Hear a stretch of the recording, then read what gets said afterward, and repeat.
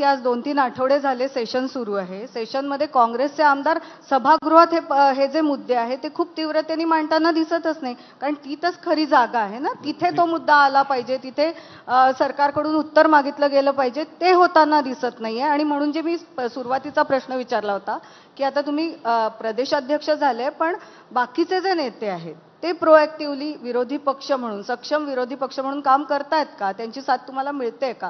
कारण सभागृहात आम्हाला ते चित्र दिसत नाहीये. सभागृहात एकंदरीत जो कारभार चाललाय तो पण एक कारभार जो आहे त्याच्यावर आता मी वेगळ्या शब्दांनी काही वेगळी बोलून टीका करण्याची जरी आपण संधी दिली असेल तर मी ते टाळतो.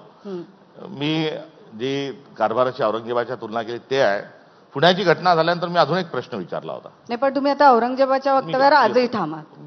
मी शेंगा खाल्ल्या नाही, मी टरफलं उचलणार नाही, याकरता माझ्यावर राष्ट्रद्रोहाची कारवाई करण्याच्या संदर्भात उपमुख्यमंत्री महोदय बोललेत. त्यांनी ती कोणची बसत असेल ती कारवाई करावी. मात्र माझं विधान हे विवेकाला आणि सभ्यतेला धरून आहे. मी कुठेही त्या ठिकाणी तोल ढळू दिलेला नाही आणि माझ्या टीकेच्या अनुषंगाने मी दिलेले जे संदर्भ आहेत त्या संदर्भाला विचारात घेऊन सरकारने दुरुस्त्या कराव्यात.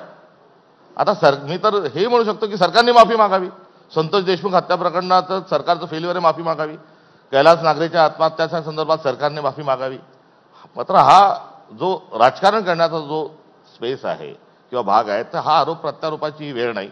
एक मोठं मॅन्डेट हे सरकारला मिळालेलं आहे आणि त्या मॅन्डेटच्या अनुषंगाने त्यांनी येणाऱ्या कार्यकाळामध्ये त्यांनी दिलेले जे आश्वासन आहेत त्या आश्वासनाच्या अनुषंगाने काम करावं.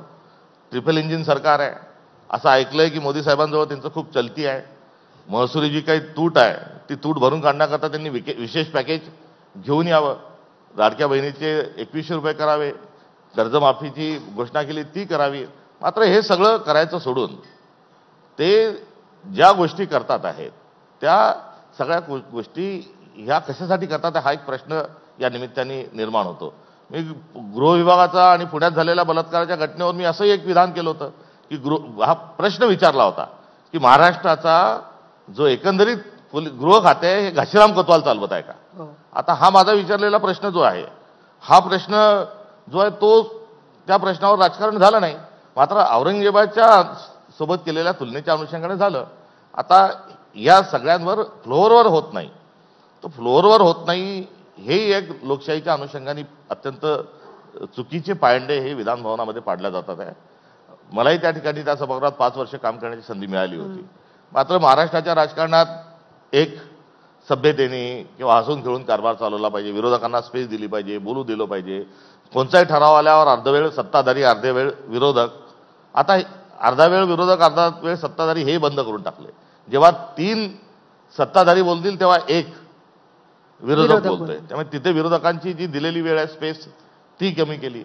आणि पहिल्या आठवड्यामध्ये विधिमंडळाचं कामकाज सुरू झालं, पहिल्या आठवड्यामध्ये कुठेही कोणी काही जर टिप्पणी केली विरोधकांनी त्या संदर्भामध्ये कुठेही जर बोलले तर विरोधी पक्ष एकदम उसळून हा वेलमध्ये यायचा आणि एकेरी भाषेत तिकडून मोठ्या मोठ्या गोंधळामध्ये बोलल्या जायचं.